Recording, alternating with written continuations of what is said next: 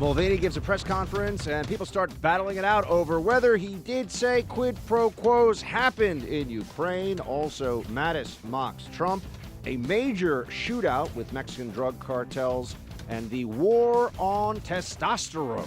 That and more coming up on the Buck Sexton Show.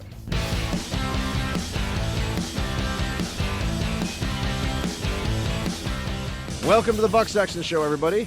Wonderful Friday here in NYC. Mid-late October, really probably my favorite time of year in this town. The weather's great, good things happening here. So very much pleased that you can be joining us. For people like me who don't like the super hot weather, this is better. You know, I get too sweaty. You know what I mean, Producer Brandon. Producer Brandon in the house today for Producer Mark, who, what is he, in like Tahiti or something? Is he on pre-honeymoon scouting? Is that? Pittsburgh. Or Tahiti, Pittsburgh, it's all the same. It's all the same. All right, so we've got some important stuff to get to today. A little bit of testimony that comes out that a State Department official told Congress that he thought that Hunter Biden's Ukraine dealings, this is back in 2015, were a little shady, maybe, but they were ignored. Of course they were shady. We'll get into that for sure. Also, we have a ceasefire between Turkey and the Syrian Kurds. We've got General Mattis out there mocking Trump, which, look, Trump mocks Mattis. Mattis can mock Trump. I expect everyone to be big boys in this world, and that's just the way it is. We'll talk perhaps about that. We'll have our friend Andy McCarthy joining us later on to talk about impeachment stuff. And my man Yon Grillo from down in Mexico, where he's been one of the best international journalists covering the cartels. He'll tell us about, there's video out there that's just, it's jaw-dropping, of cartel members with 50 caliber rifles getting into gun battles with Mexican police and federales, and it's all about the arrest of a major cartel member. Anyway, so there's 12 police officers have been ambushed and murdered in the last 48 hours alone in one incident in Mexico. So some stuff happening there. So we've got a Friday. We're going to cover a lot of ground, but I wanted to start with something that is a little bit of a departure from what is at the top of the news cycle right now, because we'll get into that for sure. You listen to the show, so you know that I will cover the most important news stories of the day every day. But I wanted to switch the script also because yesterday I had said to you that I was going to cover this topic, and then I did not cover this topic. So here's I just forgot because we were in the midst of rocking and rolling with the show. It just seemed to me like I had so many other things that I had to get to. The war on testosterone. I think yesterday I referred to it as whether testosterone has an effect on or has any connection to masculinity. Harvard University Press put out a tweet, I think since deleted, that raised the question, does testosterone have a connection to masculinity in any way, shape, or form? A lot of people looked at this and thought, yes, it does. And it's in reference, though, to a book, but a book that's part of a much larger effort. The book is written by a woman from, I think, Brooklyn College, Katrina Karkazis, and she has written a book that is about testosterone, the myths of testosterone. And she was interviewed in GQ magazine. Remember, the basic myth, and we'll go through some of the details here, is that testosterone has anything to do with masculinity. That's really the myth that they're trying to tackle. And this is how the interview in GQ magazine published this week went. How do you think the idea that masculinity is rooted in biology impacts the ways that our society view gender? And the author writes, as Me Too was heating up, there was a conversation between writers Roth Douthat and Rebecca Traister. She asked him what's the root of this, and he said testosterone. I think he was joking, but people believe that. And if we accept that gender hierarchies are tied to evolution and biology, then it seems impossible to change. So let's just understand, this is establishing right away what the purpose of this book is.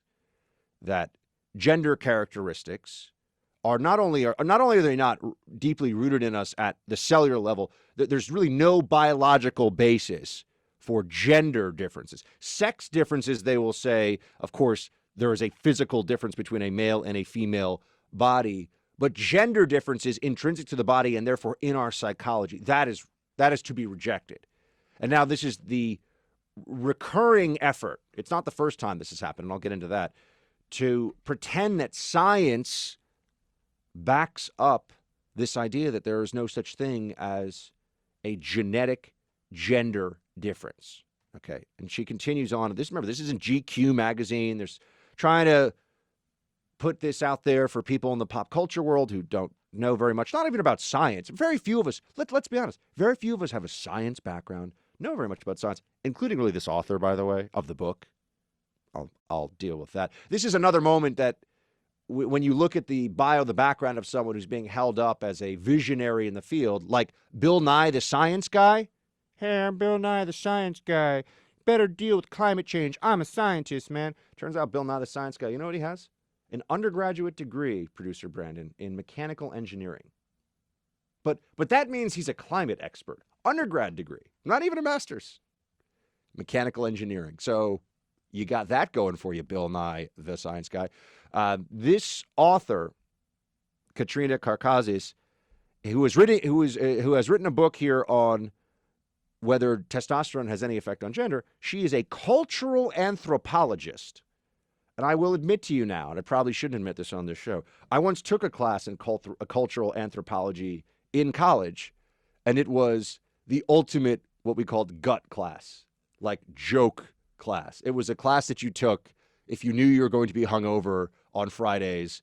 This was the class that you took, because what are we learning in cultural anthropology? It's really sociology as applied to history.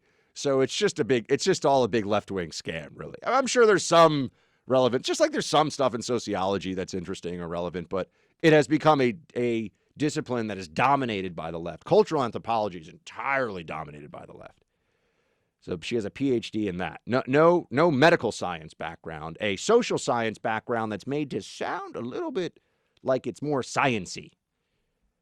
And then we go on here. In this interview in GQ magazine, author is asked, again, about this testosterone issue. She writes that testosterone often gives men a pass for their negative behavior and a pass for their success.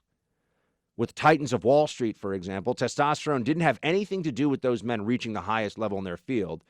There are other structures that elevated men and suppressed women. If biology and testosterone aren't the explanation, then we have much harder work to do of addressing the social causes. This is very straightforward, folks. The scientific community, which unfortunately now is riddled with activists all over the place, and particularly the social sciences, soft sciences posing as real science, that's even worse. They are trying to undo what we already know about biology and science and gender. She then is asked, so if we move away from the idea that biology explains the behavior we associate with gender, how could we open the definition of masculinity a little wider in our culture?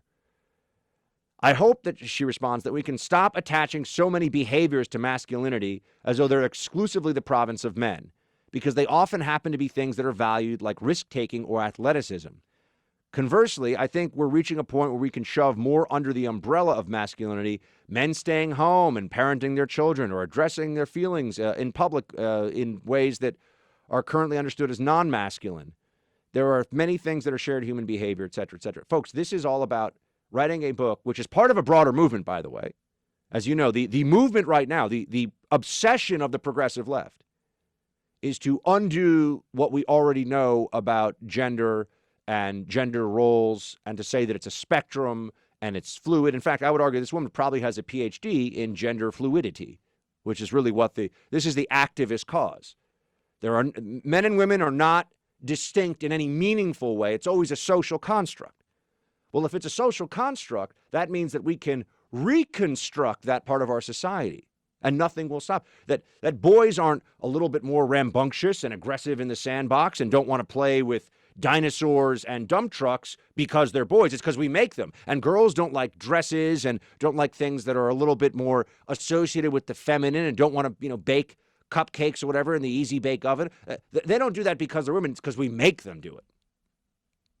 Unfortunately, thousands of years of human history, and who knows how long we could go back in our evolutionary history, prove that to be untrue. And science, which has XX and XY chromosome in every single cell of the human body, differentiating between male and female, also proves that to be untrue.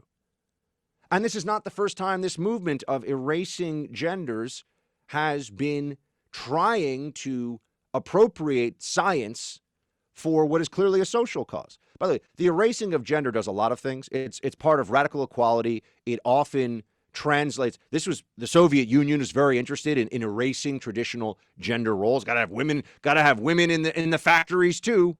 The state will take care of your babies. The state will take. Who does that sound like, by the way? Well, we'll have universal child care for everybody, and only the rich people will pay for it.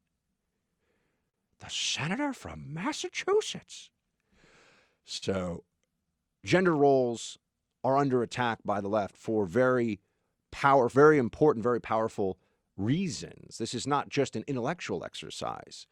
And that which starts in the academy and starts with somewhat fringe books or publications like this, although GQ is certainly relatively mainstream. It's very left-wing, by the way. I've picked it up occasionally in the airport. I was like, oh, it should be G-commie.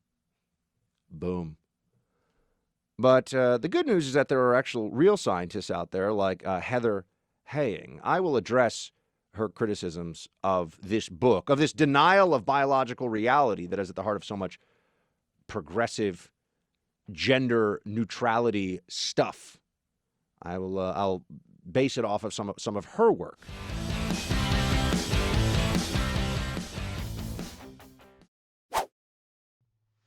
All right, so we're talking about testosterone and unauthorized biography, a new book that's out there right now, which sounds like it could be a book with Schwarzenegger on the cover, and he's doing the flexing, and he's like, hey, I don't want to. Why are you looking at me like I'm crazy? I'm saying it could. You don't know what the book's about until you, right?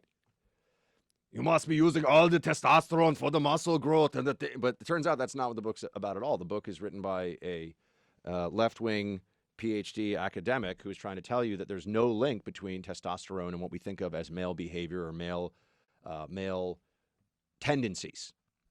And the basic argument that is leveled for this is that because women have testosterone as well, it can't be that testosterone causes these things because women have it too. Well, that's a stupid argument because men also have estrogen as well as testosterone. So it's about the biochemical balance in one system and cellular structure and things that, quite honestly, science is really just beginning to fully understand or research in any capacity. But it's much easier to just say, well, testosterone has nothing to do with gender roles, has nothing to do with, as I said, why are men more aggressive than women in general? I mean, look at statistics about assaults. Over 90%. I think it's over 95%. Might even be over 99%, but it's definitely over 90% of violent assaults in this country are committed by men.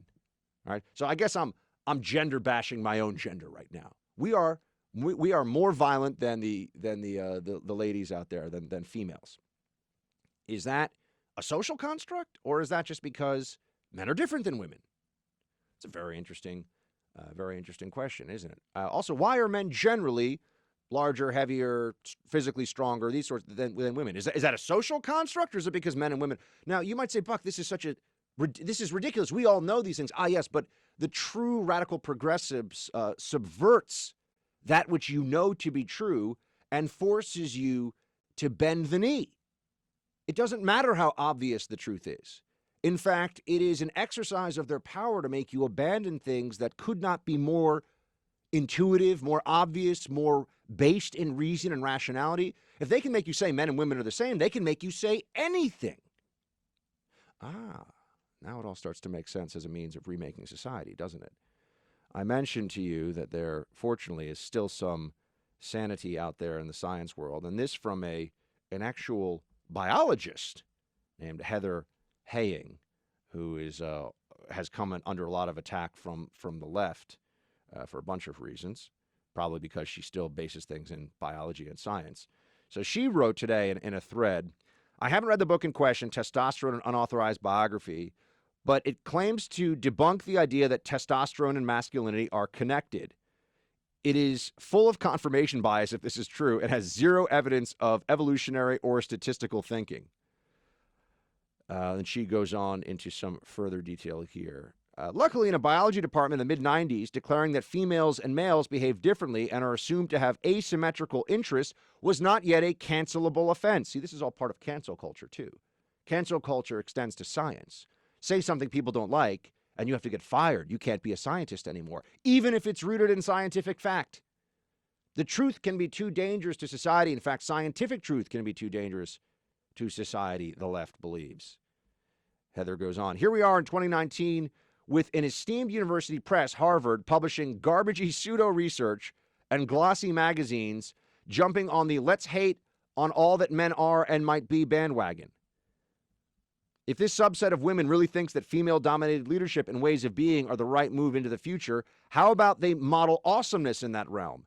Instead, what we get from these radical left feminists is a mix of hateful, uninvestigative, juvenile, snarky pap. She says that she looked into this question in the 1990s specifically. And guess what?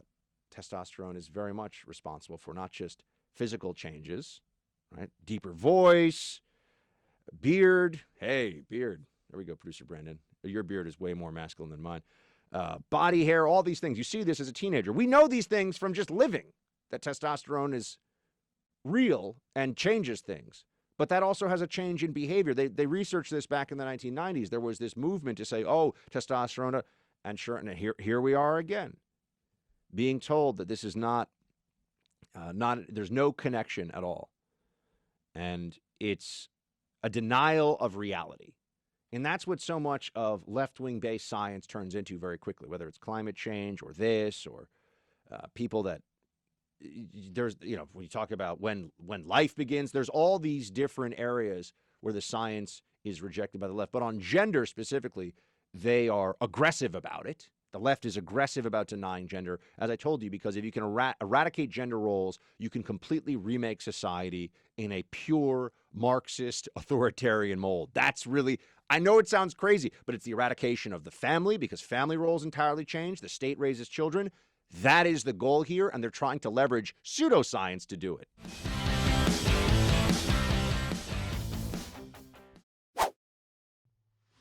We started to negotiate, and I think that obviously the sanctions and tariffs were going to be very biting. I'm glad we don't have to do it. We'll be taking them off very quickly as soon as this is finalized. But this is an incredible outcome. This outcome is something they've been trying to get for 10 years, everybody, and they couldn't get it. Other administrations, and they never would have been able to get it unless you went somewhat unconventional. I guess I'm an unconventional person. So there's a ceasefire that the president, his team, really it was Pence and Pompeo, negotiated for Turkey and the Kurds. And the president there touting it as a huge victory.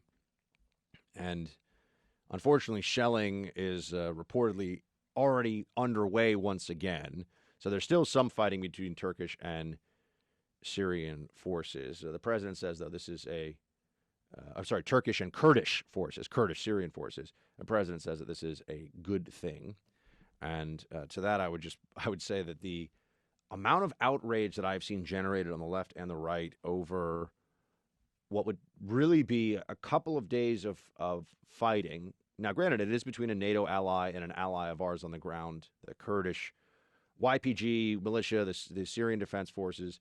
But the amount of outrage and the effort to try to make it seem that President Trump is responsible for all of what's gone on in Syria, that this civil war that's killed 500,000 people, stretching back to 2011, 2012, that Trump, who's been in office only for a few years, and during that time, the violence has been considerably less in the Syrian civil war than it was in the latter part of the Obama administration, or even in the second Obama term is when most of the heavy fighting was going on there.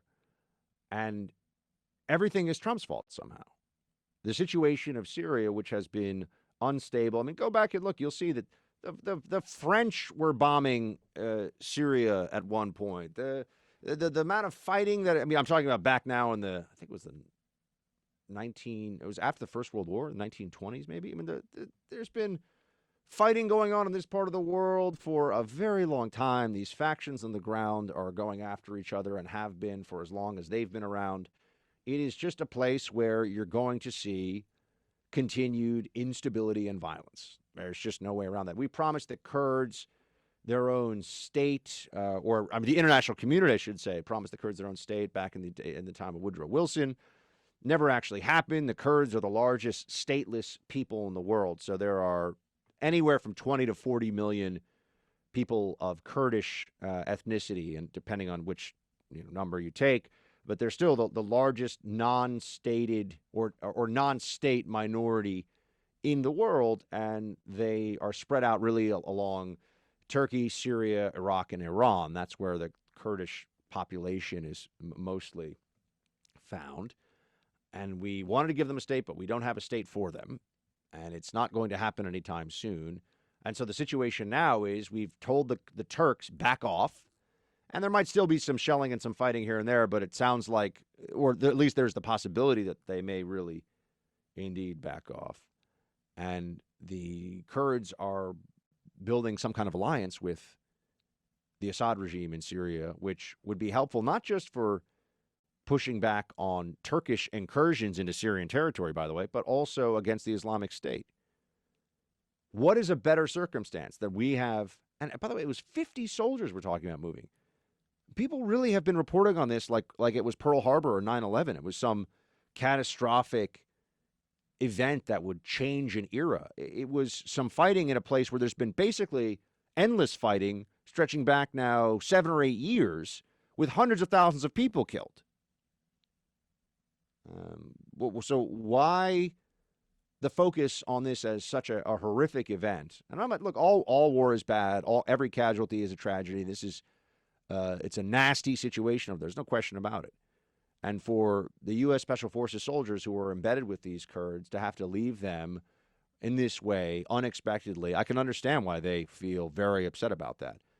But the Commander-in-Chief, the President of the United States, is trying to make a decision that will get us out of a mission creep situation in Syria. And I remember when it was considered wise to avoid any U.S. boots on the ground in Syria. I remember when that was the conventional wisdom. And now we have boots on the ground in Syria. And we're being told, well, they won't stay there that long and there won't be much of an escalation. Really? Do you trust that? Should any of us trust that? I think we all know the answer. Rand Paul is saying we should get out of there. Trump is saying we should get out of there. The Democrats would be saying we should get out of there, except it's more important to them to have a few news cycles where they can bash Trump than to make a decision for national security that could and very likely would save a lot of U.S. lives down the line. It's just that's the truth. It's more important to them to bash Trump than to do what they believed until Trump was president was in the interest of U.S. national security. And then they're also just lying about things and saying things that are really stupid in this process. Here's Nancy Pelosi. Play clip 20. The subject of conversation. As you know, that was the subject of conversation yesterday at the White House. I also pointed out to the president I had concerns that the L road seemed to lead to Putin. The Russians have been trying to get a foothold in the Middle East for a very long time unsuccessfully, and now the president has given them an opportunity. That is blather. That is a completely nonsense, garbage, factually untrue statement that Nancy Pelosi, the Speaker of the House, most powerful Democrat in the country, just said on national TV in front of everybody because it was useful to the goal of bashing the President of the United States. The Russians have been trying to get a foothold unsuccessfully until Trump. I don't know if Nancy's a moron or if she's just never looked at a map or doesn't know any history or all of the above. The Russians have had a base in Tartus on the Mediterranean for, since 1971, over 40 years. Russians have had a base there.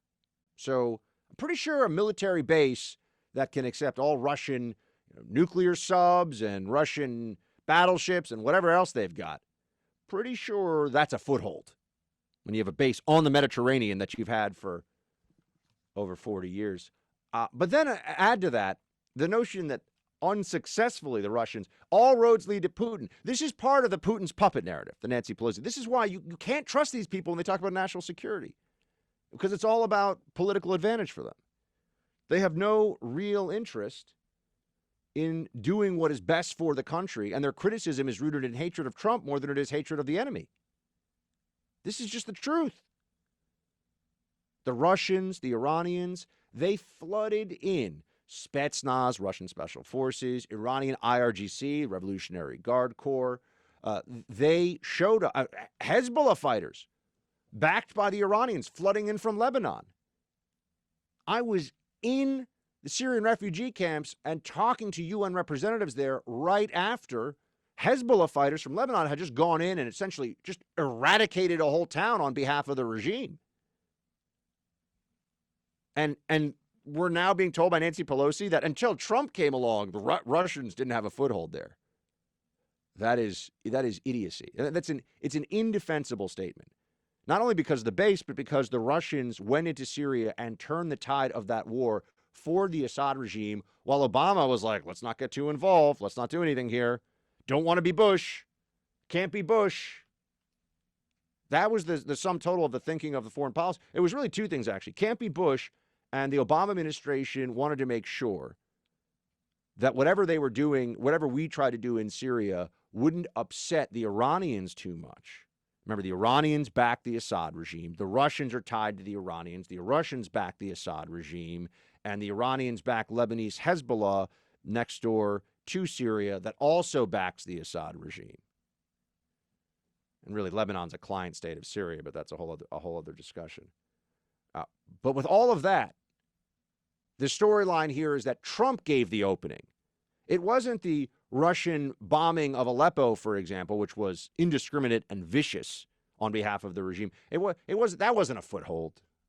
Or Russian paramilitaries and intelligence officers on the ground. We blew up. The Trump administration, President Trump, as commander-in-chief, blew up 200 Russian paramilitaries in the desert in eastern Syria who were on their way to attack our Kurdish allies. That's a pretty heavy day of losses, isn't it? Oh, and those are Russians. They were not officially Russian military, but they were Russian paramilitary. And now, as I'm talking about this, not only is Nancy Pelosi lying about it, but who really thinks that we're going to be able to figure this mess out better than Iraq, better than Afghanistan? What evidence is there that the political settlement that people talk about now, as though that's just going to happen? It's kind of like when people talk about a negotiated settlement with the Taliban. I'm sitting here waving my hand saying, hey, guys, I spent a lot of time in Afghanistan about 10 years ago.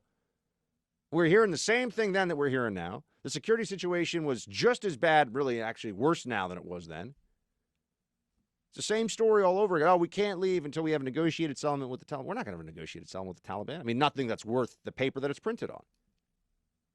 So do we want to live in reality? Before we're talking about people using pseudoscience to justify the eradication of gender roles, and it's just a denial of reality. Are we going to deny reality in the Middle East too?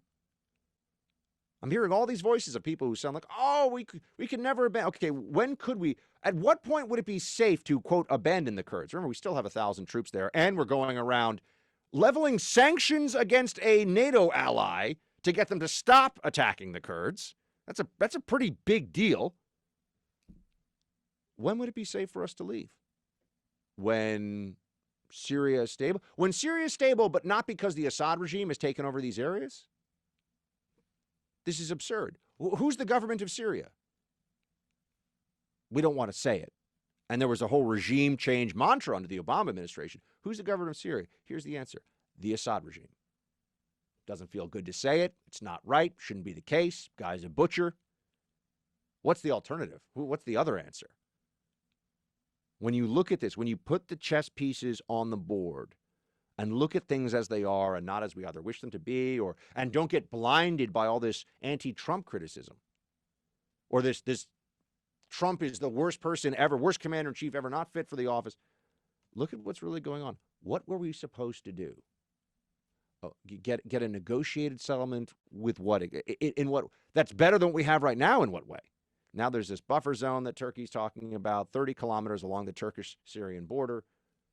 But the Assad regime working with the Kurds and having an alliance with the Kurds, that will be useful for suppressing the Islamic State. I'm not saying Assad wouldn't be willing to use the radicals for his own purpose at some point in the future, but alliances change in the Middle East all the time. Up to this point, the jihadists of the Islamic State have wanted to kill Assad and his whole family and everybody who works for him and take over. So Assad and the Kurds can box in ISIS and keep it from being resurgent. That's much better than what we've been dealing with. We help the Kurds in their own territory, by the way, defend themselves and then go and eradicate the Islamic State. So they've gotten a big benefit out of this too. They live there. We didn't airdrop them in from nowhere. We're like, hey, can you go do this fighting first in a country you've never been to? We were helping the Kurds protect their villages, their towns, their lives. But all of a sudden, this is a simple issue. Trump is evil. Trump is basically worse than Hitler, and everything he does is terrible. That's the subtext of a lot of the foreign policy criticism that I'm seeing. And you can say this, how could we abandon the Kurds? I keep pointing out, what were we supposed to do? Yeah, should we have given them more warning? Absolutely. Should the president have gone about this as quickly as he did and what seemed like a somewhat haphazard fashion? Probably not. But is he right on the strategic importance of not allowing us to get drawn deeper into this conflict? Let the Russians and the Turks and the Kurds and the Syrians and the Iranians, let them figure this out. It's really not our problem.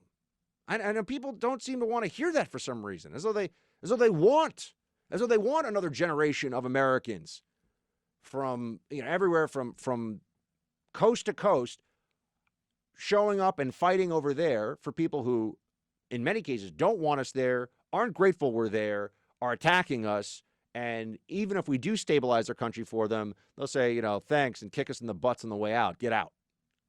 No. Done. Let other people do this. Would I go fight? I'll ask you this. Would I go? Or how about this? Because I never served in the military. I served in the CIA. Would I join up in the agency and go deploy and go try to help out things right now to patrol the streets of Raqqa? I would want to do that. Not that I'd be patrolling the streets, but, I wouldn't want to have that be something, counterterrorism, things like that. But we don't need to have a major military presence in Syria to do that, and we shouldn't. But this is where we are, folks. It's really just all about attacking Trump. That's what this is all about.